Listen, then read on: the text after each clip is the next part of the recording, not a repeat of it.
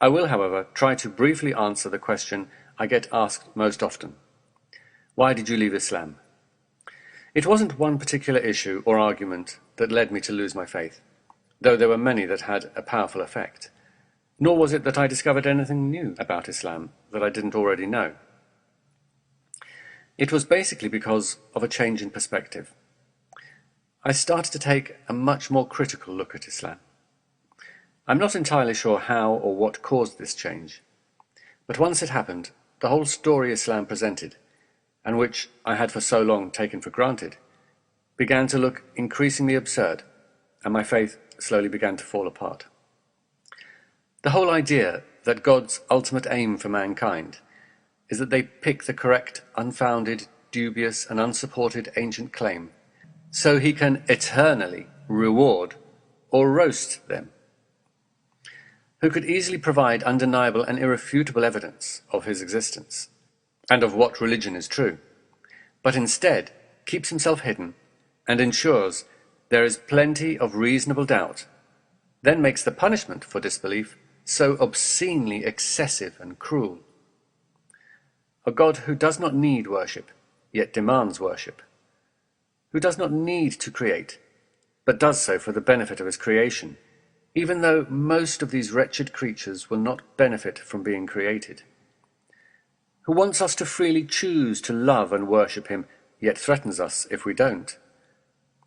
A parochial God who ignores most of the world in favour of a small area of desert, who did his best stuff 2,000 years ago, then took early retirement 1,400 years ago, who sent 3 crucial books but allowed the first 2 to be terribly corrupted before deciding he'll protect the 3rd one, which of course he could have done from the start, avoiding massive schisms and lots of people having to be boiled, roasted, barbecued, and various other delightful recipes from his cookbook, who will make his messages so ambiguous, misunderstood, and easily misinterpreted that people will forever be arguing and killing each other over it, who will make the descriptions in his book, like Adam and Eve, look as if they contradict the scientific evidence, whose test basically involves killing, starving, maiming, and afflicting these poor creatures with disease, disaster, and congenital defects, then punishes them if they lose faith in him,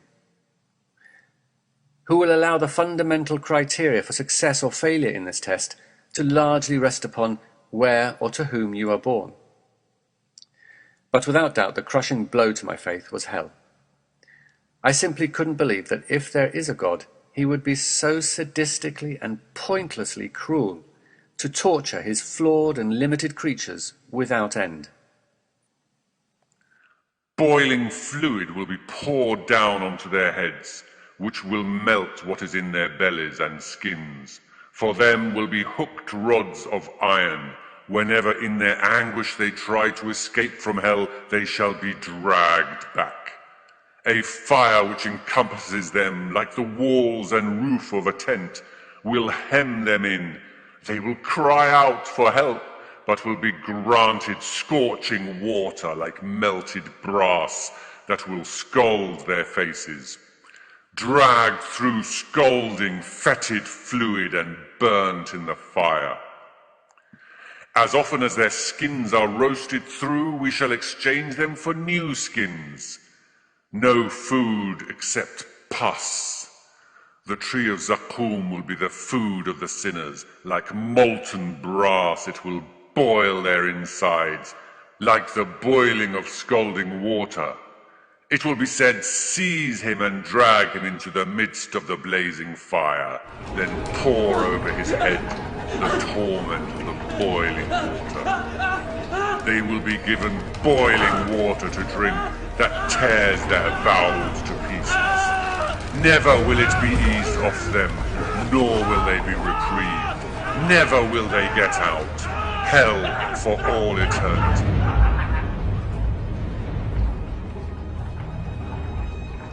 To call a God who does this merciful is ridiculous beyond words. Once I looked at these verses with open eyes, my faith simply collapsed. And not because I totally reject the idea that there might be a God, but because if there is a God, I believed he must be better than this. For argument's sake, let's assume I have failed to comprehend God's wisdom. Then God can, of course, eternally roast my skin off, boil my brains, and melt my face over and over again for mistakenly thinking he would be better than this.